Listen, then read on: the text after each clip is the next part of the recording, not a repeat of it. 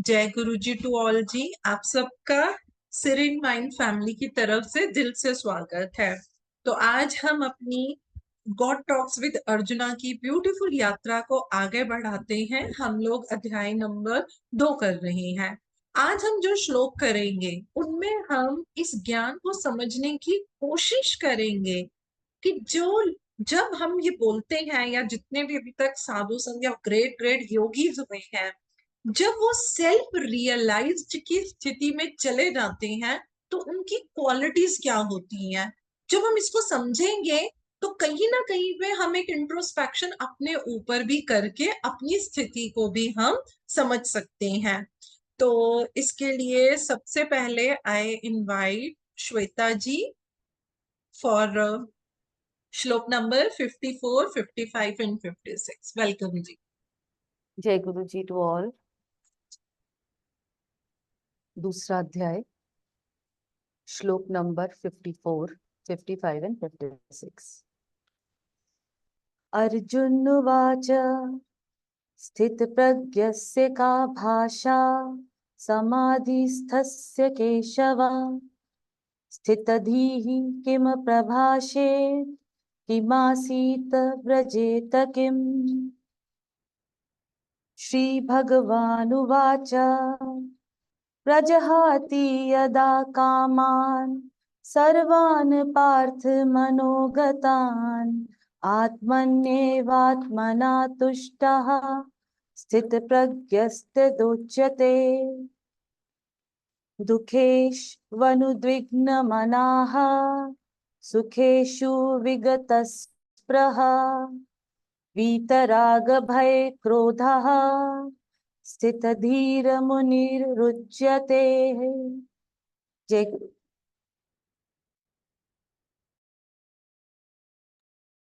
ने श्लोक नंबर 55 तो कुछ इस तरीके से पढ़ा कि बस दिल खुश हो गया। Very nice, very nice.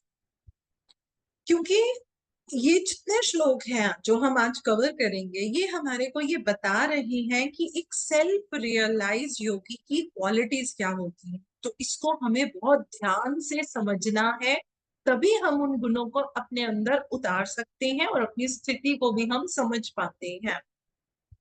श्लोक नंबर 54 में ये बताया गया है कि जब आत्मा का परमात्मा के साथ संगम हो जाता है, यानी कि जब हम उस यूनियन की स्थिति के अंदर पहुंच जाते हैं, तो जो डिवोटीज होते हैं उनकी जो चेतना होती है, जब वो उस स्थिति में पहुंच जाती है तो वो कभी भी डिसेंड नहीं होती है। यानी कि अब वो स्थिति जो है वो पहले से कम जो है वो उनकी नहीं होती। क्यों? क्योंकि जब हम एक बारी वो गॉड कॉन्शियसनेस को हासिल कर लेते हैं तो जो साधक होता है वो हमेशा क्या करता है, उस समाधि के साथ जुड़ के रहता है, वो समाधि की अवस्था में रहता है। जो भी उसकी जो एक्टिविटीज होती हैं, जैसे जो भी वो मटेरियलिस्टिक वे पे जो भी वो काम करता है, अब वो क्या करता है, उस काम को करने का जो उसका भाव होता है वो बदल जाता है। और वो पता है किस तरफ देखने लग जाता है, परमात्मा की तरफ। यानी कि काम वो जो कर रहा है उस काम को करने का जो भाव कह लीजिए, जो श्रद्धा कह लीजिए, उसका डेडिकेशन कह लीजिए, अब वो किसकी तरफ चला जाता है, वो परमात्मा की तरफ चला जाता है। बड़ी खूबसूरत लाइन लिखी हुई है, he feels himself in God while working in the world। इस संसार में काम करते हुए वो अपने आप को परमात्मा में देखता है। दिस इज ऑल अबाउट जब उसका यूनियन होता है। यानी कि जो हमारे अंदर एक डिस्क्रिमिनेटिव भाव होता है, ये मैं अलग, सामने वाला वो अलग, तो जो आत्मा परमात्मा को दो रूपों में देखा जाता है, अब वो क्या करता है, वो एक उसमें चला जाता है। सोते हुए, खाते हुए, जागते हुए, काम करते हुए उसको क्या लगता है, उसको समझ में आता है कि ये जो परमात्मा है अब ये मेरा नेचर बन गया है। तो जो उसका कहते हैं ना, जो हमारा लिटिल सेल्फ और अदर सेल्फ है, अब वो उनको एक साथ जोड़ के देख पाता है। अब वो क्या करता है, वो हर चीज को अब उसको समझ में आने लग जाता है कि किस तरीके से ये सारी जो चेतना है ये परमात्मा की ही है। तो जब वो जागृत अवस्था में भी होता है तो वो क्या करता है, वो निर्विकल्प समाधि में रहता है। निर्विकल्प समाधि क्या होती है? Ultimate state of union with God. परमात्मा के साथ जब हमारा एक संगम हो जाता है, ये वो स्थिति होती है। और जब सोल होती है, उसको ये समझ में आता है कि परमात्मा क्या है, वो एक ओशन की तरह है। और किस तरीके से जो उसकी वेव है, जो लहरें हैं, उन्हीं से तो बॉडी माइंड और सोल जो है वो बनता है। और आप उसको समझ में आने लग जाता है कि मुझ में और परमात्मा में, चेतना में देखा जाए तो कोई जो है फर्क नहीं है। और उसका चेतना का इतना एक्सपेंशन हो जाता है कि वो उस स्थिति के अंदर अब हमेशा रहता है। और धीरे धीरे वो बोलते हैं कि परमहंस स्टेट में जाता है, रॉयल स्वैन में। यानी कि अब जो उसकी आत्मा है वो क्या करती है, वो कॉस्मिक ओशन के अंदर फ्लोट करती है। यानी कि शरीर आपके पास रहेगा रहेगा, लेकिन आपका जो भाव है, आपकी जो चेतना है, वो परमात्मा के साथ एकदम जुड़ के रहती है। अगले श्लोक नंबर 55 में उन्होंने एक शब्द होता है जिसको कि हम आत्मन बोलेंगे, उसके बारे में बहुत ही प्यार से समझाया गया है। उन्होंने ये बताया कि जो हमारा सेल्फ होता है या जिसको कि हम आत्मा कहें, हम पता है उसको क्या करते हैं, हम उसको ना डुअल नेचर में, यानी कि दो उनमें देखते हैं। एक तो होता है हमारा आउटर सेल्फ, यानी कि हमारा बाहरी स्वरूप, जिसको कि हम कहेंगे, जिसको कि हम ईगो भी बोलते हैं, जिसमें कि हमारे बॉडी से जुड़े हुए जितने हमारे इंस्ट्रूमेंट्स हैं, हमारी फैकल्टीज जो बॉडी से जुड़ी हुई हमारी इंद्रियां हैं, हम उनके साथ काम करते हैं, ये होता है हमारा आउटर सेल्फ। दूसरा जो है वो क्या है, वो है हमारा इनर सेल्फ। इनर सेल्फ बोले तो ट्रू सेल्फ, यानी कि हमारा वास्तविक स्वरूप। और होता क्या है कि हम डुअलिटी की वजह से सिर्फ और सिर्फ आउटर सेल्फ में रह जाते हैं। हम अपने आप को अपने इनर सेल्फ से दूर कर देते हैं। यानी कि हम अपने आप को अपने वास्तविक स्वरूप से दूर कर देते हैं। क्यों? क्योंकि हम ईगो में ज्यादा रहते हैं। अब क्या होता है, जो आउटर नेचर होता है, अब देखिए ये बड़ा पॉइंट समझने वाला है। गुरुजी बता रहे हैं कि जो बड़े बड़े साधु संत होते हैं, उनका भी जो आउटर नेचर होता है, उसमें भी कुछ हद तक अहम होता है। उसमें भी कुछ हद तक इंडिविजुअलाइज्ड कॉन्शियसनेस होगी। अब हम बड़े बड़े साधु संतों की बात करें तो उनके आउटर सेल्फ में भी ये चीजें होंगी। और वो जो आ, मतलब उनका जो भाव होता है, वो क्या होता है, वो क्या बोलते हैं, तल्लीन रहता है। I mean like it will be dissolve in spirit. यानी कि चाहे उनमें अहम है, चाहे उनमें कुछ हद तक ये इंडिविजुअलाइज कॉन्शियसनेस है, लेकिन तब भी क्या है, वो बॉडी के साथ जुड़ के नहीं रहते हैं। वो अपनी इंद्रियों के गुलाम बन के नहीं रहते हैं।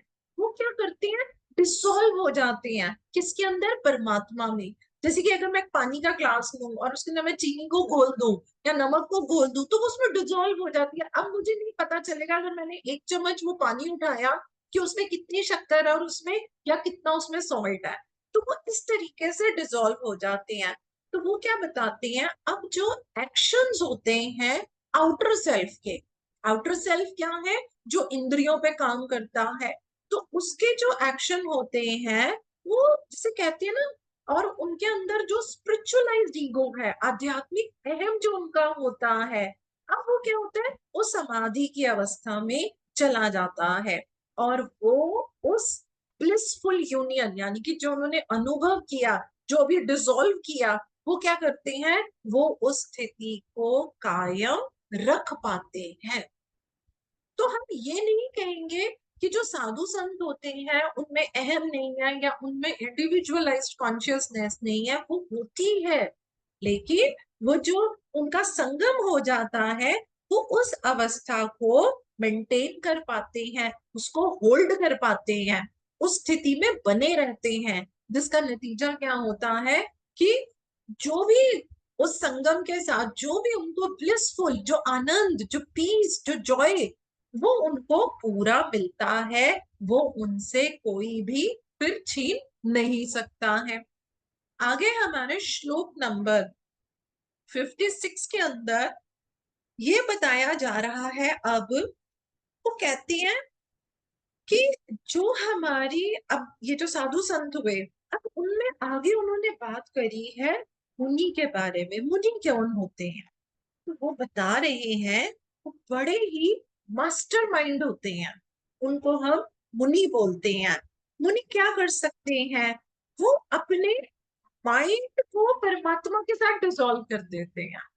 अब देखिए, अभी हमने जो है बात करी है कि किस तरीके से एक आत्मा परमात्मा के साथ डिसॉल्व हो जाती है। यहाँ पे बताया मुनि कौन है, जो अपने माइंड को परमात्मा के, यूनिवर्स के माइंड के साथ जो है वो उसको डिसॉल्व कर पाते हैं।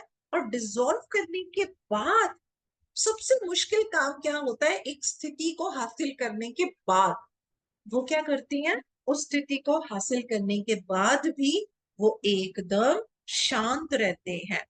वो एक, उस कहते हैं ना, एक आनंद की स्थिति में रहते हैं। और जो साधारण मनुष्य के इमोशंस में जो उतार चढ़ाव आते हैं, वो हमने कोई विचार आया, फीलिंग्स आ गई, इमोशन आ गए, हम माइंड के कब्जे में आ जाते हैं, तो वो उस स्थिति में नहीं रहते हैं। इसी तरीके से जब भी उनके जीवन में कोई भी एफ्लिक्शंस आती हैं, चैलेंजेस आते हैं, किसी भी तरीके का ताप आता है, तो वो अपनी विजडम से डगमगाते नहीं है। जैसे कि एक साधारण मनुष्य, जब जीवन में बहुत खुशी आती है, जब तो वो बहुत ज्यादा खुश आता है, जब बहुत ज्यादा चैलेंजेस आते हैं तो वो बड़ा घबरा जाता है, वो विचलित हो जाता है, उसको समझ नहीं आता मैं क्या करूं। लेकिन ये क्या करते हैं, जो मुनि की स्थिति है, जिसने अपने माइंड को परमात्मा के माइंड के साथ डिसॉल्व कर दिया है, वो इस स्थिति में भी क्या रहते हैं? वो बड़े शांत रहते हैं। किसी तरीके का एफ्लिक्शन उनकी, ये जो एक स्थिर विजडम है, जो ज्ञान को उन्होंने पाया है, जो उन्होंने अपनी उस स्थिति को हासिल किया है, वो उनकी डिस्टर्ब नहीं होती। अगर उनके जीवन में बहुत फेवरेबल अपॉर्चुनिटीज आ रही है, बहुत पॉजिटिव पॉजिटिव अच्छा हो रहा है, तो वो अटैचमेंट में नहीं जाते। और यदि उनके साथ कुछ क्राइसिस वगैरह आते हैं, तो वो डाउन नहीं होते, यानी कि उनमें आसक्ति जागृत नहीं होती है, अटैचमेंट के अंदर जो है वो नहीं जाते हैं। तो फिर मुनि क्या हुआ? अगर हमने अब समझा तो मैन ऑफ विजडम। और वो क्या करती है? वो अपनी चेतना को सेंस माइंड से अलग रख पाते हैं। जो हमारी चेतना है, अब देखो, वो हमारे सेंस माइंड में भी है, तो वो क्या करते हैं? अपनी चेतना को सेंस माइंड के साथ अलग रख पाते हैं। जिसका नतीजा क्या होता है कि वो हर समय एक, जो उन्होंने एक संगम बनाया हुआ है यूनिवर्स माइंड के साथ, और जो उनकी विजडम है, वो उसी के ऊपर रह के काम करते हैं। अब क्या होता है? जो उनकी विजडम की सर्च लाइट होती है, वो उसको किसके ऊपर डाल पाते हैं? अनंत आनंद के ऊपर।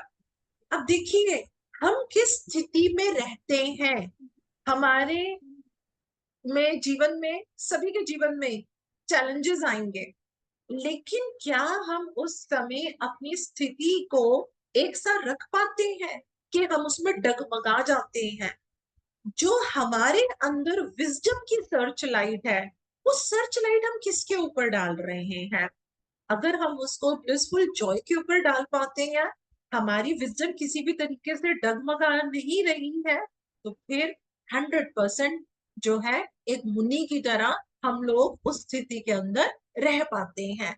वो बताते हैं कि जो डिवाइन पर्सन होते हैं, या जिसको बोले कि जो दिव्य इंसान है, वो क्या करते हैं? जो उनका जो सोल का नेचर होता है, समझ पाते हैं कि जो आत्मा का नेचर है और जो इस बॉडी का नेचर है, वो डिफरेंट होता है। अभी तक तो देखिए, हमको ऐसा नहीं लगता, हम जो महसूस कर रहे हैं वही कर रहे हैं।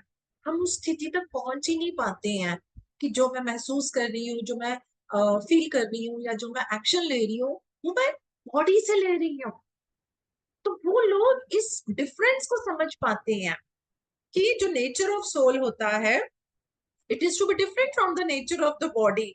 और वो क्या करते हैं, किसी भी स्थिति में जब उनकी इंद्रियां उनको डगमगाने की कोशिश करती हैं, तो वो वहां पे डगमगाते नहीं है। और जब उनके जीवन में कोई बहुत ही संसारिक सुख आता है, तो वो उस सुख के अंदर भी डूबते नहीं हैं। यानी कि वो क्या करते हैं, जो उन्होंने अपनी चेतना, अपने मन को जो यूनिवर्सल माइंड के साथ जोड़ के रखा है, ये उसी भाव में रहते हैं। और जब उनकी जो ईगो सेल्फ होती है, अब वो कहाँ सेटल होनी शुरू हो जाती है, उनके वास्तविक स्वरूप के साथ, यानी कि ट्रू सेल्फ के साथ। इस पॉइंट को समझने की कोशिश करना, क्योंकि ये बहुत ही गहरा ज्ञान है। इस स्थिति में जाने में ही तो हमें समय लगता है कि हम किस तरीके से अपनी ईगो सेल्फ को अपने ट्रू सेल्फ के साथ जोड़ पाते हैं। अब ये जो अहम जो उनके अंदर जो इमोशंस आते हैं, अब वो इमोशन क्या करते हैं, यदि वो उनको बहा ले जाएंगे, तो वो स्थिति में मेंटेन नहीं रह सकते। ये इमोशंस सबसे ज्यादा हमारे ऊपर ये काम करते हैं कि वो हमें उस एक स्थिति में रहने नहीं देते हैं। वो हमें क्या करते हैं, वो हमारे को डावाडोल कर देते हैं।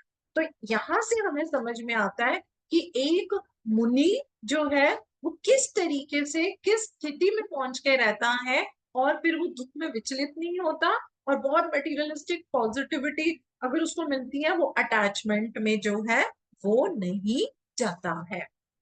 तो now I invite Veena ji for श्लोक number 57 and 58। Welcome Veena ji, unmute कीजिए। जय गुरु जी में जी। आचमंडन ऑल गुरु मंडल। श्लोक नंबर 57।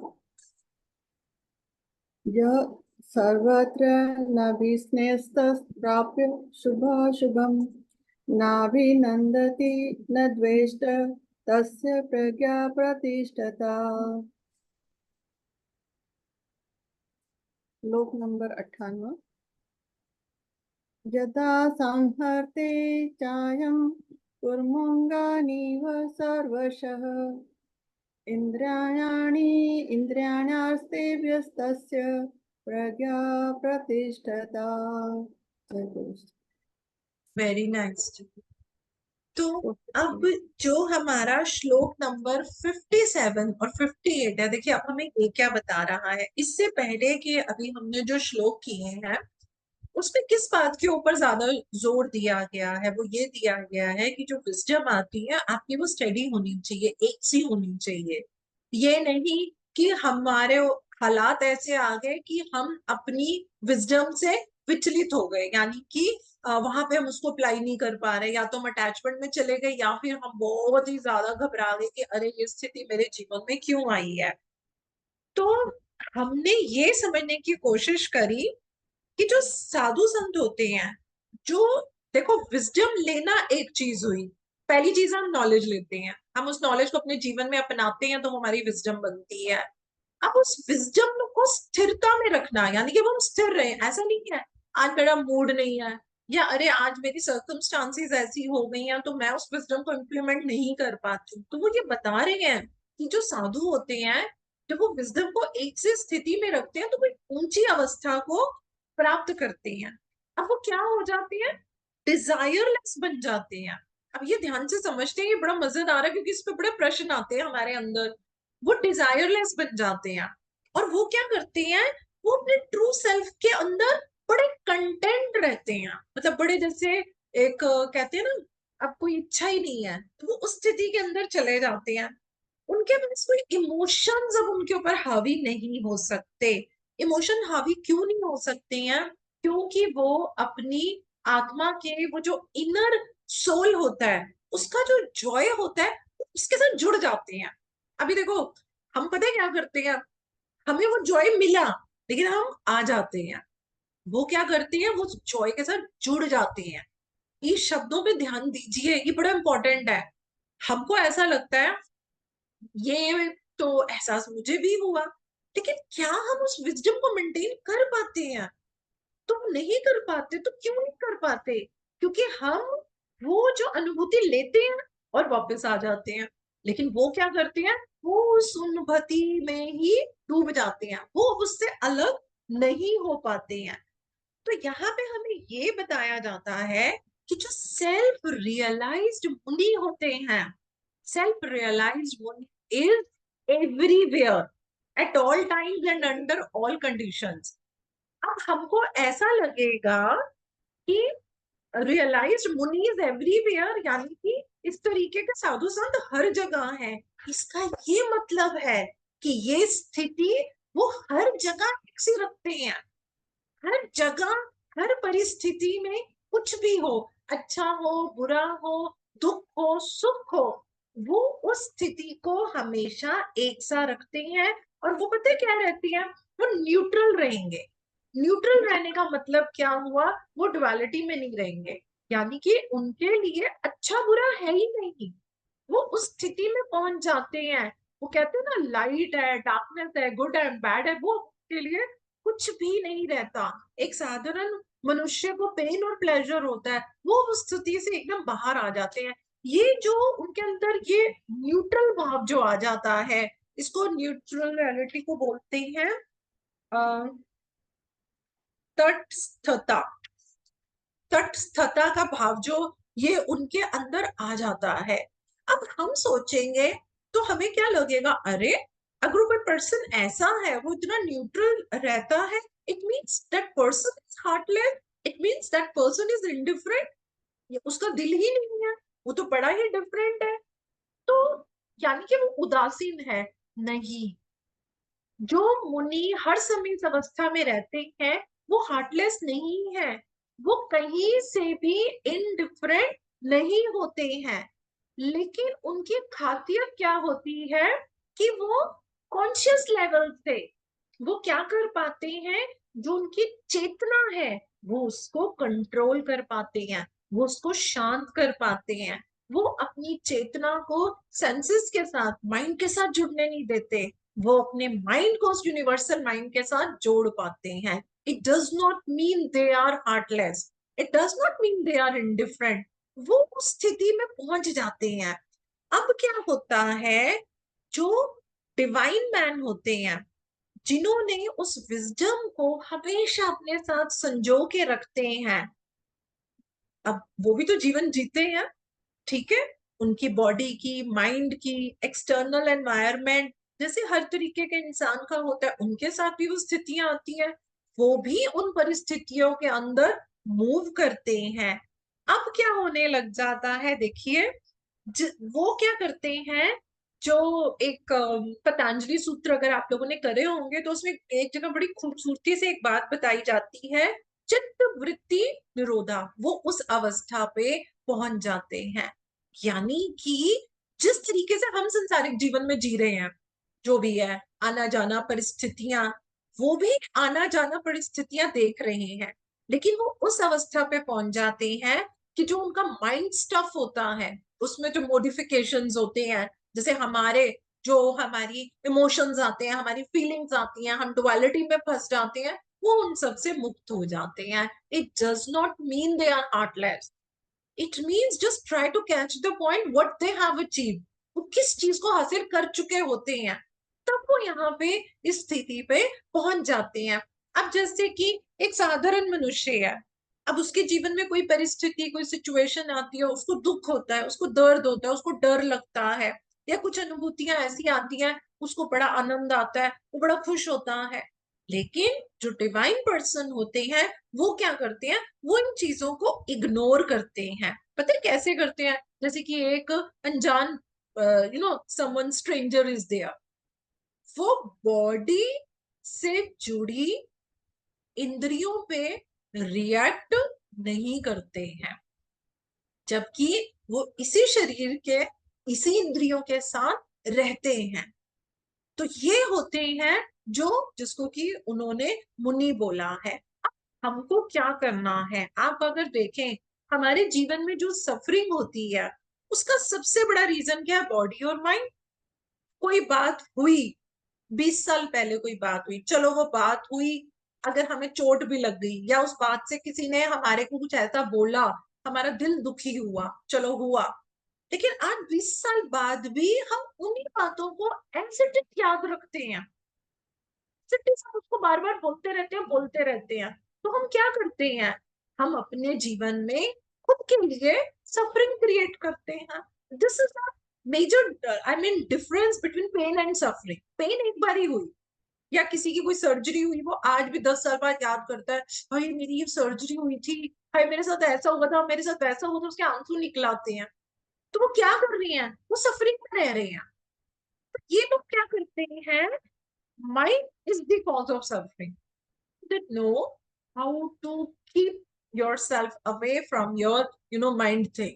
और वो उसका ये ब्यूटीफुल तरीके से क्या करते हैं, वो अपनी चेतना से अपने माइंड को यूनिवर्सल माइंड के साथ जोड़ के रखते हैं। और इसका नतीजा क्या होता है कि उनकी लाइफ में जब भी कोई एफ्लिक्शंस आते हैं, कोई ताप आता है, कोई प्रॉब्लम्स आती है, it is not going to affect them. Why? Because they feel I belong to my soul. वो सोल के साथ, आत्मा के साथ जुड़ के रहते हैं। और आत्मा का तो फीचर ही क्या है, वो हमेशा पीस में रहती है। ये हम है कि हम अपनी पहचान इस शरीर से करते हैं, इन इंद्रियों से करते हैं। हम डुअलिटी में रहते हैं, हम गुड, इविल, प्लेजर और पेन के अंदर रहते हैं। और फिर हम क्या करते हैं, हम सारा जीवन बस उसी में जो है अपनी सफरिंग बना के निकालते हैं। जो अगला श्लोक नंबर 58 जो अभी उन्होंने रीड किया था, ये बहुत ही ध्यान से, और मतलब इसके अंदर मुझे ऐसा लगता है कि जो उन्होंने बातें बताई हैं, तो हमें, हम सबको बड़े सारे अपने प्रश्नों का आंसर मिल जाता है। हम लोगों ने देखा है कि जो एक टॉर्टोइज होता है, आपने देखा है कि वो किस तरीके से उसके लिम्स होते हैं, वो कैसे वो अपने शेल के अंदर डाल देता है जब उसको लगता है कि कुछ भी यू you नो मेरे को कुछ डेंजर सिचुएशन लग रही है या आई एम नॉट सेफ, तो वो क्या करता है, वो अपने लिम्स को उसके अंदर जो है वो डाल लेता है। इसी तरीके से जो एक योगी होता है, वो अपनी पांचों इंद्रियों को विड्रॉन कर लेता है। चाहे हम बोले तो उसका सबकॉन्शियस माइंड जब वो नींद में होता है वो तब कर लेता है, सुपर कॉन्शियस माइंड के अंदर भी वो ये स्थिति में रहता है, डीप कंसंट्रेशन, एकाग्रता के साथ। और वो जब चाहे वो जागृत अवस्था में भी, क्योंकि उसको इतनी सेल्फ मास्टरी होती है, वो अपनी इंद्रियों को ऐसे, आप समझ लीजिए कि वो अपने उस शेल में रख पाता है। हमको क्या प्रॉब्लम है, हमको टॉर्टोइस का ये करना दिखता है, हमें लगता है हाँ उसने अपने लिम्स को अपने शेल के अंदर डाल दिया। लेकिन अब आप ये देखिए, जो हम बात कर रहे हैं, जो योगी होते हैं, वो क्या करते हैं, जब वो नींद में है तो इंद्रियां विड्रॉन हुई है ऑटोमेटिकली उनके सबकॉन्शियस माइंड में। और जब वो बहुत डीप कंसंट्रेशन में होते हैं, जब वो बड़ी गहरी एकाग्रता में होते हैं, उस समय क्या होता है, वो इन इंद्रियों को, इन सेंसेस को अपने सुपर कॉन्शियसनेस में डिसॉल्व कर पाते हैं। और जब जागृत अवस्था में वो होते हैं, तो वो अपनी सेल्फ मास्टरी से इन चीजों को डिस्कनेक्ट कर पाते हैं। यानी कि वो अपनी जो निर्कल्प समाधि की अवस्था है, वो उसको छोड़ते नहीं है। जो उनका अल्टीमेट स्टेट ऑफ यूनियन है, वो उससे बाहर नहीं आ पाते हैं। तो जो मुनि है, जिसने, मैंने क्या बताया था, अपना विजडम को हमेशा स्थायी रूप से वो अपने पास रखता है, तो वो क्या करता है, वो उसको स्थायी रूप से रखने के लिए क्या करता है, उसको प्रोटेक्ट करता है। किससे प्रोटेक्ट करता है, इस संसार में ही रह के जो सेंसरी वर्ल्ड की जुड़ी बातें हैं, उनसे वो दूर कर पाता है। अब इसको देखिए आगे बड़े ध्यान से समझना, ये बहुत अच्छा गुरुजी ने समझाया है कि किस तरीके से होता है। गुरुजी कहते हैं, जो हम ये बात करते हैं कि हमें अपनी इंद्रियों के ऊपर कंट्रोल करना चाहिए, तो इंद्रियों में जो कंट्रोल है ये जुड़ा किससे है। अगर हमें ये समझ में आ जाए कि भाई जो मेरी इंद्रियां के भाव में हम इतना जो एक्ट एंड रिएक्ट कर जाते हैं, लेकिन ये जो इंद्रियां हैं, इसकी जो वाइटैलिटी है ये किससे जुड़ी हुई है, तो गुरुजी बताते हैं वो हमारे प्राण से, या जिसको कि हम प्राण शक्ति बोलते हैं, कि उससे जुड़ी हुई है। तो होता क्या है, जो हमारी प्राण शक्ति है उसके थ्रू जैसे एक बड़ा इंटेलिजेंट, एक इलेक्ट्रिक लाइक समझ लीजिए, एक मीडियम की तरह है, एक इंस्ट्रूमेंट है जो हमारे पूरे मैकेनिज्म में है। अब हमारे पूरे शरीर के अंदर प्राण शक्ति तो है ही है ना। अब क्या होता है, हमारे अंदर क्या है, हमारे जो सेंसरी नर्व्स हैं, जो हमारे सेंसेस हैं उनसे जुड़ी हुई जो हमारी नर्व्स हैं, जो प्राण शक्ति होती है वो क्या करती है, उसको जैसे उस इंद्री के थ्रू कुछ भी, मैंने कुछ देखा, किसी ने मुझे छुआ या मैंने कुछ सूंघा, तो मुझे क्या हुआ, एक अनुभूति हुई, that is my perception. Okay, so prana makes perception, मुझे वो अनुभूति होती है। प्राणा के बिना मुझे अनुभूति नहीं होगी। एक मृतक शरीर बैठा है, उसके ऊपर अगर कोई चींटी चल के उसको काट रही है तो उसको अनुभूति नहीं हो रही क्योंकि प्राण नहीं है। लेकिन हमारे ऊपर एक छोटी सी चींटी भी हमें काटेगी तो हमें अनुभूति होती है। तो क्यों होती है अनुभूति, क्योंकि हमारे में प्राण होता है।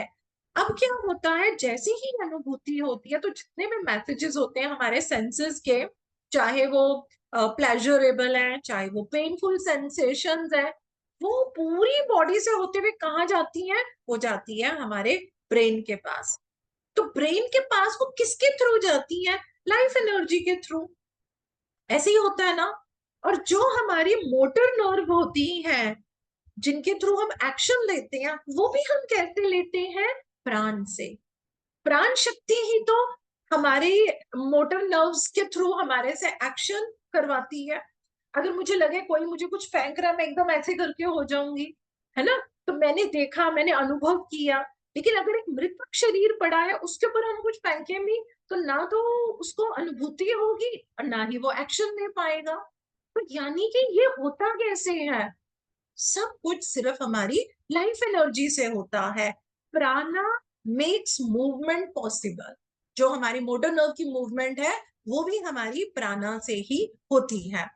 अब क्या होता है, जब एक डिवोटी का जो माइंड होता है, एक साधक का जो माइंड है, if it is identified with the प्राणा, या जिसको कि हम वही लाइफ फोर्स एनर्जी बोलते हैं, तो वही जो उसका optical, auditory and olfactory, gustatory और टैक्टुअल नर्व्स है, यानी कि जो उसका देखना एंड सुनना, सूंघना एंड स्वाद लेना, स्पर्श करना, ये जितनी भी चीजें होती हैं।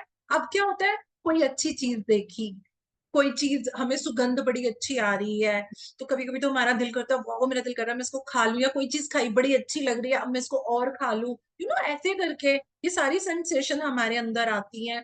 तो भगवत गीता हमें क्या सिखा रही है, ये हमें ये बता रही है कि जो योगी है, योगी को अपने माइंड को इन सब से विड्रॉ करना आ जाता है। क्यों, क्योंकि वो अपनी एनर्जी को, ये जो 5 सेंसरी चैनल्स हैं, वो इनसे इनको विड्रॉ कर सकते हैं। ऐसे ही हो जाता, वो सेल्फ मास्टरी से होता है। तो जो अभी मैंने स्टार्टिंग में इसी श्लोक का बताया कि ये जो 5 इंद्रियां होती हैं, योगी अपने आप को उनसे अलग रख पाता है, जब वो सो रहा है तब भी, और जब वो बहुत डीप कंसंट्रेशन में होता है तब भी, और जागृत अवस्था में अपनी सेल्फ मास्टरी से। तो सबसे इंपॉर्टेंट क्या होता है, जागृत अवस्था में अपनी सेल्फ मास्टरी से अपने आप को इन चीजों से हम कैसे दूर रखें। उनको वो टेक्निक आती है, वो टेक्निक आप भी सीख सकते हैं, ऐसा नहीं है कि हम भी सीख सकते। Where there is a will there is a way, right. हम पता है क्या करते हैं, हम पता है क्या करते हैं, हम टेक्निक नहीं सीखते, तो हम क्या करने लग जाते हैं, हम इन अपने जो इंद्रियों से जुड़े भाव आते हैं हम उसको दबाने लग जाते हैं। अब जैसे कि मान लीजिए कोई एक पर्सन है, अब वो पर्सन कहता है कि मैं ना आज से मीठा नहीं खाऊंगा, कुछ भी रीजन लगा लो, उसका हेल्थ इश्यू लगा लो या वैसे ही उसमें अवेयरनेस आ गई, उसने कहा कि मैं अब मीठा नहीं खाऊंगा। अब वो क्या करता है, मैं मीठा नहीं खाऊंगा, ये अब उसकी क्या होगी, विल पावर। तो वो अपनी विल पावर से क्या करता है, वो उसको कुछ दिन तक नहीं खाता, कि ठीक है मैं नहीं खाऊंगा। लेकिन उसकी टेम्पटेशन आती है, कुछ समय के बाद वो कहीं जाता है, कोई फेवरेट मिठाई उसके सामने आती है, तो उसके अंदर वो टेम्पटेशन आती है। आप इस पॉइंट को समझने की कोशिश कीजिए। विल पावर हमने रखी, हम ये नहीं खाएंगे, लेकिन कभी हम ऐसी जगह गए वहां की आप फ्रेगनेंस लगा लीजिए, कोई आपके सामने खा रहा है या उसका टेस्ट देख के अब क्या हो रहा है, उसके अंदर वो टेम्पटेशन आती है, टेम्पटेशन आती है, तो वो बोलता है नहीं नहीं नहीं नहीं, मेरे को नहीं खाना, मुझे मीठा नहीं खाना। विल पावर पे काम कर रहा है, लेकिन टेम्पटेशन आ रही है, टेम्पटेशन आ रही है, जिसका नतीजा क्या होगा, कभी ना कभी कहीं ना कहीं वो टेम्पटेशन जीत जाएगी और वो थोड़ा सा मीठा खा लेगा। ऐसा ही हम सबके साथ होता है।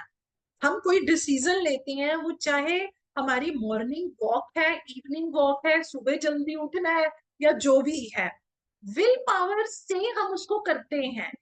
मैं ये नहीं कहूंगी कि विल पावर जरूरी नहीं है, लेकिन इस स्थिति को निभाने के लिए सेल्फ मास्टरी हमें चाहिए। Just try to connect the dot, how important it is to to master yourself, कि हम कैसे इन चीज के ऊपर कंट्रोल कर सकते हैं। तो गुरुजी ऐसे बताते हैं, गुरुजी कहते हैं कि मान लीजिए एक टेलीफोन है, उसको हमने अगर यदि डिस्कनेक्ट कर दिया तो it's messages cut off instantly, वो भी कट जाएगा। तो योगी क्या करते हैं, वो उस स्विच बोर्ड के ऑपरेटर हैं, तो उनको ये एबिलिटी आ जाती है कि जो उनका माइंड और जो लाइफ फोर्स के थ्रू ये जो पांचों इंद्रियां, जब वो टेम्पटेशन आएंगी, वो उस बोर्ड को ही ऑफ कर देते हैं। तो हमको उस स्थिति पे पहुंचना है, ना कि सिर्फ विल पावर से हम उसको दबाने की कोशिश करते हैं।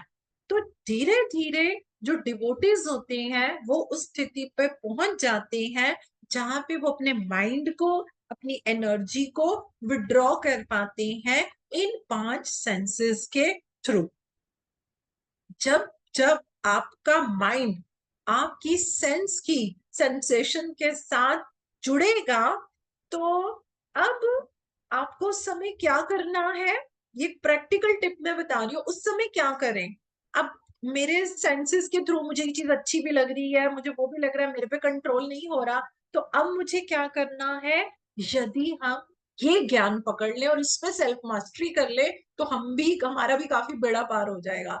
और वो चीज क्या है, हमें ये देखना है कि अब जो मैं ये खाना चाह रही हूँ, या जो मैं करना चाह रही हूँ, या जो मैं खरीदना चाह रही हूँ, इसमें क्या मेरी हैप्पीनेस है कि ये मेरे इंद्रियों का प्लेजर है। इस डिफरेंस को यदि आप रखेंगे तो पता है 99% वो सिर्फ इंद्रियों का प्लेजर होता है, मेरी हैप्पीनेस नहीं होती। So we need to be very mindful as and when our senses got activated और हम किसी भी चीज को खरीदने लगे हैं, या कुछ भी देखने लगे हैं, या कुछ एक्ट में जाने लगे हैं, जस्ट रिलैक्स होके 2 ब्रीथ लेके देखो, क्या ये सिर्फ मेरी इंद्रियों का प्लेजर है जो मैं लेने लगी हूँ, कि वाकई में इसमें मेरी खुद की हैप्पीनेस छुपी हुई है। You will be getting the answer. And या इसके लिए we all need to be very mindful. Okay, तो जो योगी होता है, योगी को ये मालूम है किस तरीके से मुझे मेरे माइंड को, मेरी एनर्जी को, मेरे सेंसेस से हटा के रखना है, और जो मेरा माइंड है उसको, मेरी को अपनी एकाग्रता को कहाँ पे रखना है, मेरे को अपनी एकाग्रता को रखना है, एक सेकंड एक सेकंड,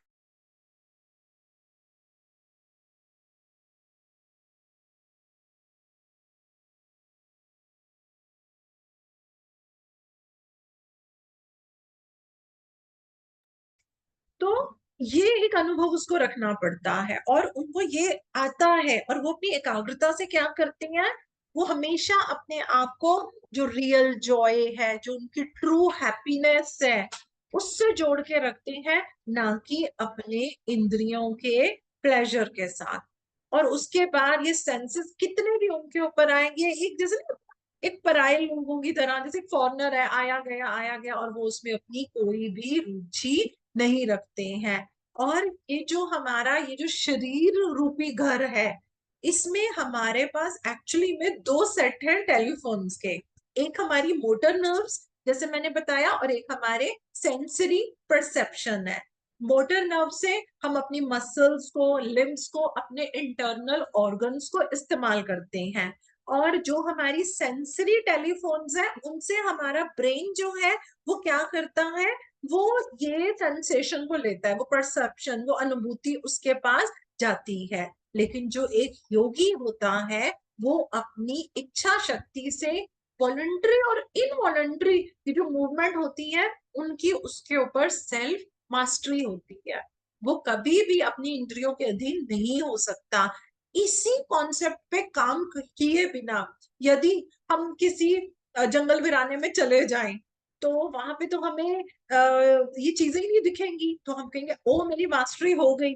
मास्टरी तब पता चलेगी जब हम उस जगह पे भी आए जहां भी ये चीजें हो, और तब भी वो हमारे ऊपर जो है वो असर ना डाले। So this is very very important learning जो इस श्लोक से हमें समझनी चाहिए।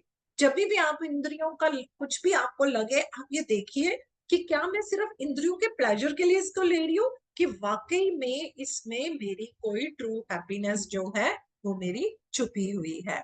सो now I invite Pooja ji for श्लोक नंबर 59 एंड 60। जय गुरु जी मैम। जय गुरु जी। विषया विनिर्वन्तते निराहारस्य देहिनः रसवर्जरसोऽप्यस्य परं दृष्ट्वा निवर्तते। यततोरापि कौन्तेय पुरुषस्य विपश्चितः इन्द्रियाणि प्रमाथीनि हरन्ति प्रसभं मनः। जय गुरु जी। जय गुरु जी, वेरी नाइस। ओके, अब ये एक हमारे लिए बहुत प्रैक्टिकल वे में एक समझने वाली लर्निंग है जो मैं अब जो इस श्लोक नंबर 59 में बताई गई है। देखिए, हम कभी कभी बोलते हैं अरे इस इंसान में बड़ा संयम है, मैंने देखा इस इंसान में बहुत संयम है। संयमी इंसान होना और ज्ञानी होना, इसमें भी फर्क है। कभी कभी क्या होते हैं कि यदि कोई इंसान ऐसा है जिसमें संयम तो बहुत ज्यादा है लेकिन क्या है उसमें ज्ञान नहीं है, यदि उसमें संयम है ज्ञान नहीं है, तो वो जो उसके अंदर जो छुपे हुए डिजायर्स होंगे उनका जो एक कहते हैं ना हमारा मतलब मेंटल फॉरेस्ट, यानी कि उसका एक मानसिक जंगल होगा, वो उनसे फ्री नहीं हो पाएगा।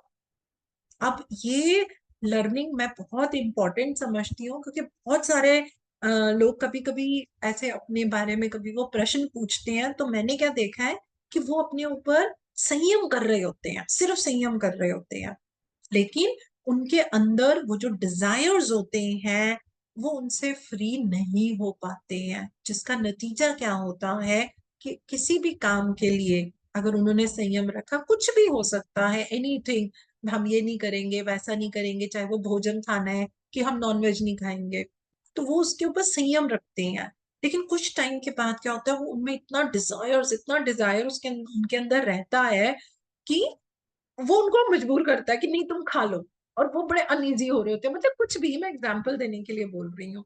तो पता है क्या होता है, ज्यादातर हम सिर्फ बाहरी रूप से आउटवर्डली लेवल के ऊपर हम सेंस ऑब्जेक्ट्स पे अपनी आंखों को बंद कर लेते हैं।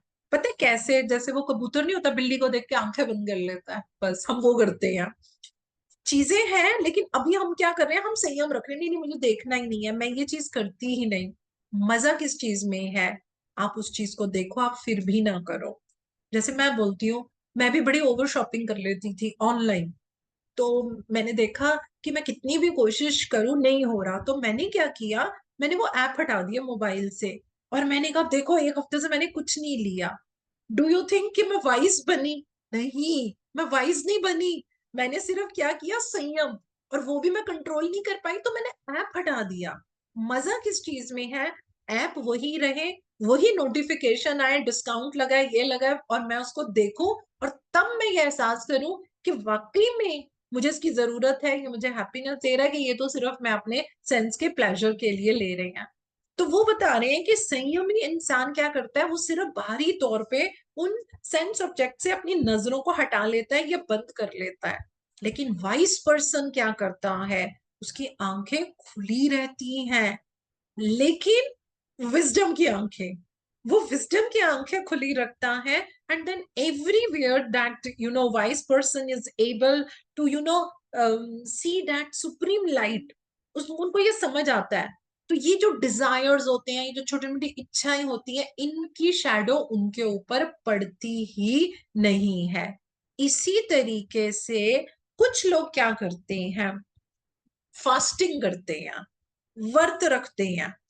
तो वो क्या करते हैं, कुछ समय तक हमें ये खाना नहीं खाना, वो ऐसा रखते हैं, लेकिन उस व्रत को रखने से पहले या उसके बाद वो पूरी हम एक पार्टी काइंड ऑफ चीज कर लेते हैं। तो संयम कहाँ रहा ना, मतलब अगर हम देखें तो कुछ देर के लिए संयम रखा, लेकिन हमारे में वो ज्ञान नहीं है हमेशा सात्विक भोजन खाना या ऐसा नहीं करना, है ना। ये स्थिति तक जाना ही एक सबसे बड़ी हमारी वो चीज है। अब इसी तरीके से गुरुजी बताते हैं, physical self control is without mental self control is not going to make you ज्ञानी। तो हम अभी क्या करते हैं, हम एक फिजिकल सेल्फ कंट्रोल करते हैं, ओ मैं डाइटिंग कर रही हूँ, मैं ये नहीं खाऊंगी, मैं वो नहीं खाऊंगी, अच्छा मेरी ओवर स्पेंडिंग होती है, मैं ये नहीं खरीदूंगी, मैं वो नहीं खरीदूंगी। तो वो हम क्या कर रहे हैं, हम सिर्फ एक फिजिकल सेल्फ कंट्रोल कर रहे हैं। चाहिए क्या ज्ञानी बनने के लिए, mental self control. Mental self control जहां पे आ जाएगा तो वो हम क्या करते हैं, हम ज्ञानी बन जाते हैं। तो गुरुजी बोलते हैं, if you are denouncing thing at physical level, आप उनको त्याग कर रहे हो फिजिकल लेवल के ऊपर, लेकिन मेंटल तो नहीं हो रहा हमारे से, तो फिर हम वाइज इंसान नहीं बन पाते। जो योगी होते हैं, जब वो स्थिति को पा लेते हैं, उनको वो परम आनंद, वो जो कहते हैं ना ब्लिस पीस गॉड का, जब उनको वो मिल जाता है, अब वो सेंस प्लेजर में नहीं रहते। उनको मालूम है ये पैसा, ये जितना कंफर्ट है या खाना पीना जो भी है, उल्टा it is not going to make me wise. तो वो स्थिति के ऊपर वो पहुंचते ही नहीं है, और उनके अंदर जो है सिर्फ फिजिकल कंट्रोल नहीं रहता, माइंड कंट्रोल कर पाते हैं। और जो ऑर्डिनरी साधारण इंसान होते हैं, वो जब इस स्थिति में आते हैं तो वो सिर्फ क्या करते हैं, वो बॉडी लेवल के ऊपर चीजों से दूर रहते हैं, लेकिन हम माइंड लेवल से जो है हम वो नहीं रह पाते। तो इसके लिए एक बड़ा अच्छा एक एग्जाम्पल बताऊं, जैसे कि देखो एक दूध दूध है, अगर मैं दूध के अंदर पानी मिलाती जाऊं मिलाती जाऊं मिलाती जाऊं, तो वो पानी क्या होगा, वो उसके अंदर डाइल्यूट हो जाएगा। हाँ, वो दूध को एक मतलब उसको पतला कर देगा, लेकिन वो उसमें डाइल्यूट हो जाएगा। अब जब हम उसमें मक्खन बनाते हैं, तो वो मक्खन ऊपर जो है वो तैर पाता है। इसी तरीके से ये जो हमारा ये जो साधारण मन है, जिसमें कि जब हम त्याग की बात करते हैं, तो वो त्याग हमारे को जो सेंसरी टेम्पटेशन है उससे भी रखना है, इंद्रियों से जुड़ी हुई जो हमारे अंदर टेम्पटेशन आती है, हमें उससे भी रखना है। और जो योगी होते हैं, वो मक्खन वाला यू you नो know, उस लेवल का रियलाइजेशन कर पाते हैं, यानी कि अंदर से भी बाहर से भी। हम लोग क्या करते हैं, हम बाहर से कर रहे हैं, लेकिन अंदर से वो दूध में तो पानी मिल ही गया, है ना। बाहर से किया लेकिन माइंड से कंट्रोल नहीं कर पा रहे। लेकिन योगी वो मक्खन की तरह उसको सेल्फ रियलाइज कर देते हैं, यानी कि बाहर से भी कर पाते हैं और माइंड से भी वो उस कंट्रोल को अपने में हमेशा मेंटेन रखते हैं। श्लोक नंबर 60 हमें ये बताता है, वो ये कहते हैं कि अगर हम वास्तव रूप से देखें तो कोई भी पर्सन, ये जो हमारी सेंसेस हैं, इनके उससे एक्चुअली कोई भी सेफ नहीं है। इसमें ये बताया गया है कि जो नियरली परफेक्ट वाइज पर्सन होते हैं, उनके ऊपर भी इंद्रियां हावी होती हैं, अनलेस अनटिल वो उस स्थिति तक नहीं पहुंच पाते जहां तक उनका जो ये योग हो जाता है परमात्मा के साथ, उसको कोई हिला ना सके, उसको किसी भी तरीके की आपकी जो सेंसेस हैं वो आपको उससे अलग ना कर पाए। तो जो डिवोटी हैं, जब वो अपने आप को ऑब्जेक्ट से सेपरेट करते हैं, लेकिन उनकी इंद्रियों के अंदर जो है वो एक्साइटनेस जी जो है जो भी है वो उनके अंदर रहती रहती है।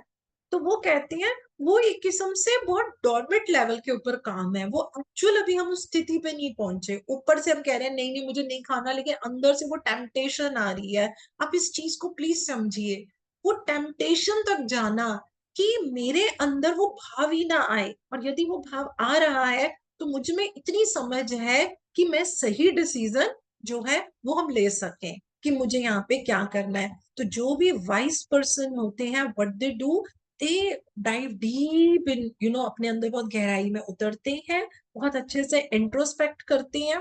फिर वो देखते हैं कि क्या ये उनका लालच आ रहा है, कोई टेम्पटेशन आ रही है, किसी भी चीज के लिए उनके अंदर कोई अट्रैक्शन आ रहा है, वो अपनी तारीफ सुनना चाह रहे हैं, या क्या हो रहा है। तो उनको समझ में आता है कि ये मेरी विजडम को खराब कर देगा, और वो तुरंत अपने आप को उनसे दूर कर लेते हैं।